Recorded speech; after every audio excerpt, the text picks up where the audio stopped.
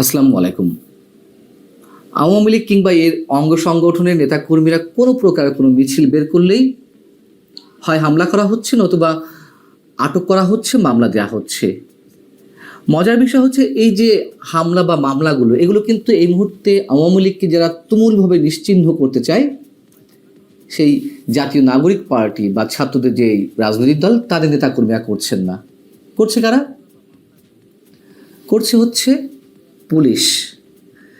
জাতীয় নাগরিক পার্টি করলেও আমরা ধরে নিতাম যে প্রতিহিংসা রাজনীতি থেকে এটি করা হচ্ছে, কিন্তু সরকার কেন এটি করবে? কোন আইনের ভিত্তিতে? যদি কারোর নামে মামলা থাকে, যদি কেউ হুমকি হয়ে থাকে, সন্ত্রাসী কর্মকাণ্ড করে থাকে, অবশ্যই তার বিরুদ্ধে অ্যাকশন নেওয়া যেতে পারে আইন অনুযায়ী। যেমন গত মঙ্গলবার রাজধানীর কয়েকটি জায়গায় যে ঝটিকা আওয়ামী লীগের মিছিল হলো, তার একটিতে নেতৃত্ব দিয়েছিলেন আওয়ামী লীগের ঢাকা মহানগর শাখার দক্ষিণের সাধারণ সম্পাদক শাহ আলম মুরাদ। তার নামে 6টি মামলা রয়েছে। সেগুলো বিতর্কিত হোক আর যাই হোক, মামলা রয়েছে, তাকে আটক করা হয়েছে। আমরা ধরে নিলাম যে আইনগতভাবেই তার বিরুদ্ধে অ্যাকশন নেওয়া হয়েছে। কিন্তু বৃহস্পতিবার চট্টগ্রামের বহদ্দার হাটে যুবলীগ যে ঝটিকা মিছিল করলো এবং সেই মিছিলের দৃশ্যটি যখন ভাইরাল হলো, তার পরপরই তাদের মধ্যে কারা কারা ছিল সেরকম চিহ্নিত করে 5 জনকে আটক করা হয়েছে। কি কারণে? তারা কি কোনো প্রকার সন্ত্রাসী কর্মকাণ্ড করছিল, ভাঙচুর করছিল, তাদের নামে কোনো মামলা আছে? এবং কোনো প্রকার সন্ত্রাসী হুমকি ছাড়া যদি তাদেরকে আটক করা হয়ে থাকে, তার মানে আমরা ধরে নেব যে যারাই আওয়ামী লীগের নাম নেবে, যারাই আওয়ামী লীগের ন্যূনতম কোনো কর্মকাণ্ডের সঙ্গে যুক্ত হবে, তারা সবাই অপরাধী। যদি তাই হয়ে থাকে, আওয়ামী লীগের যে এখনও লাখো কোটি সমর্থক রয়েছেন পাড়ায়, মহল্লায়, গ্রামে, গঞ্জে, শহরে, লিস্ট করা হোক, বাড়ি বাড়ি গিয়ে হানা দেওয়া হোক, ধরে জেলে পোড়া হোক। আওয়ামী লীগ তো কোনো নিষিদ্ধ দল নয়। আমরা তো ছাত্রলীগ যেহেতু নিষিদ্ধ হয়েছে, সে যেভাবেই হোক না কেন, যত বিতর্কের মধ্যেই এটিকে নিষিদ্ধ করা হোক না কেন, নির্বাহী আদেশে তো নিষিদ্ধ হয়েছে, তাদের পক্ষে তো কিছু বলছি না। আওয়ামী লীগ তো এখনও নিষিদ্ধ হয়নি, নিষিদ্ধও করবেন না। আবার তাদের নাম গন্ধ কেউ নিলে বা কোনো প্রকার মিছিল বা যে কোনো ধরনের কর্মকাণ্ড চালানো হলে তাদেরকে আটক করা হবে। এটা কোন ধরনের আইন? নিষিদ্ধ করে দিন, সমস্যা কি? আওয়ামী লীগ যে চরিত্র আমাদের সামনে উপস্থাপন করেছে, 15.5 বছর ধরে জামাত ইসলামী কিংবা বিএনপির কাউকে নামতে দেওয়া হয়নি, যদিও নামতে দেওয়া হয়েছে, গড়ে গায়েবী মামলা হয়েছে, আটক করা হয়েছে, এক একজনের নামে 300-400 মামলা দেওয়া হয়েছে, কোর্টের বারান্দাতে অনেকের সারা বছর কেটে গেছে। এ তো দেখছি আওয়ামী লীগের চেয়েও ভয়ঙ্কর চরিত্র ধারণ করছে সরকার। কি কারণে? সরকার কি কারণে ভয় পাচ্ছে? নিষিদ্ধ বা কেন করা হচ্ছে না?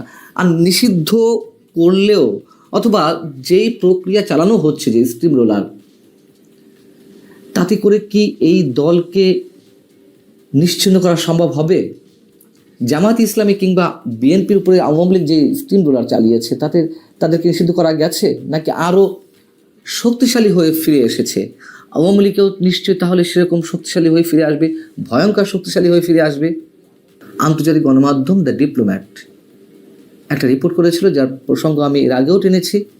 2024 নির্বাচনের আগে, অর্থাৎ 2009 থেকে 2023 সেপ্টেম্বর পর্যন্ত, প্রায় 14-15 বছরে জামাতে ইসলামের রোকন সদস্য বেড়েছে 15,000 থেকে 73,000 পর্যন্ত।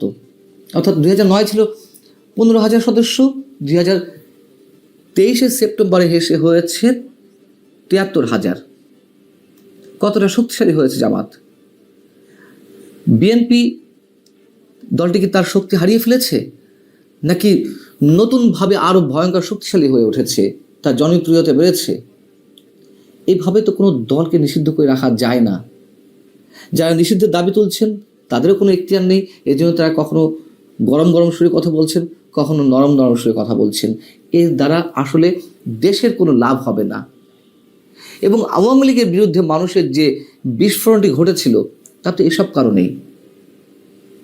আওয়ামী লীগকে যে করুণ পরিণতি বরণ করতে হয়েছে, এই সরকার কি একটু ভাবে না যে তারা যা করছে একেবারে দলীয় একটি সরকারের মতো আচরণ করছে, অথচ সেটি থেকে অন্তর্বর্তী সরকার?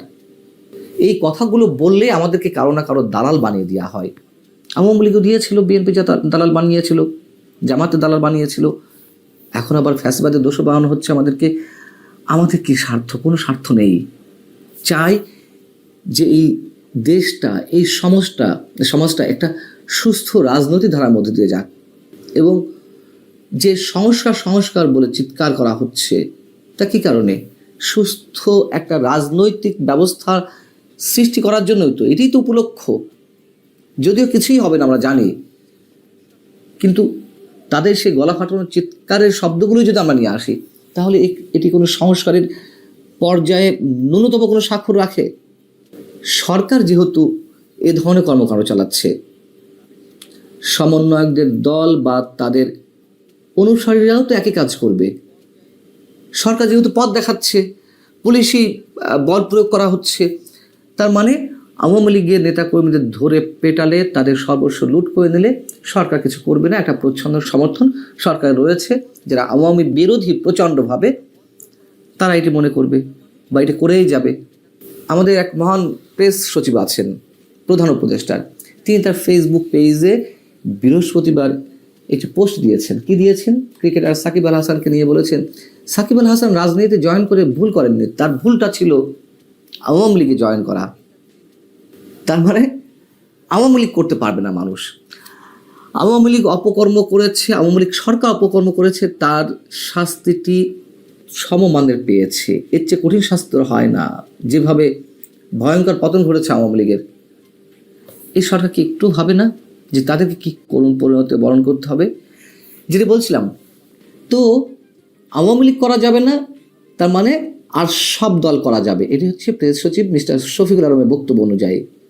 আওয়ামী লীগ সন্ত্রাসী দল, ফ্যাসিবাদী দল, স্বৈরাচারী দল, কর্তৃত্ববাদী দল সব মেনে নিলাম, কিন্তু যারা যুদ্ধাপরাধের সঙ্গে জড়িত, যাদের বিরুদ্ধে ভয়ঙ্কর সব অভিযোগ রয়েছে, তাদের বিরুদ্ধে কি এই প্রেস সচিব মিস্টার শফিকুল আলম থেকে শুরু করে ছাত্র সমন্বয়কদের যে দল, তাদের নেতাকর্মী, সরকার কোনো কথা বলে না?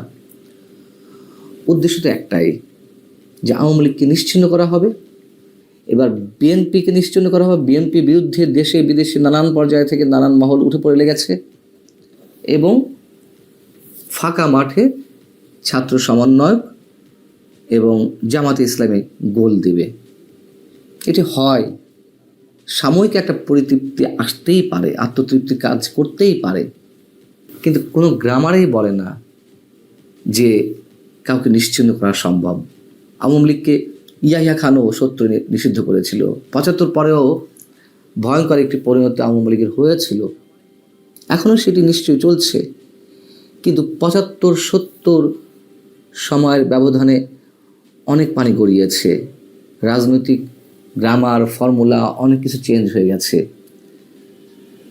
আর সরকার এত ভয় পাচ্ছে, নিশ্চয়ই এটি মনে করছে যে এগুলো করতে দিলে আওয়ামী লীগ ভয়ঙ্করভাবে ফিরে আসবে, তাদের মোকাবেলা করাটা কঠিন হবে। ভয় পেয়ে যদি প্রতিশোধ পরায়ণ হয় বা প্রতিহিংসা পরায়ণ হয়, তার রেজাল্টে তো আরও ভয়াবহ। আল্লাহ হাফিজ, ভালো থাকুন সবাই।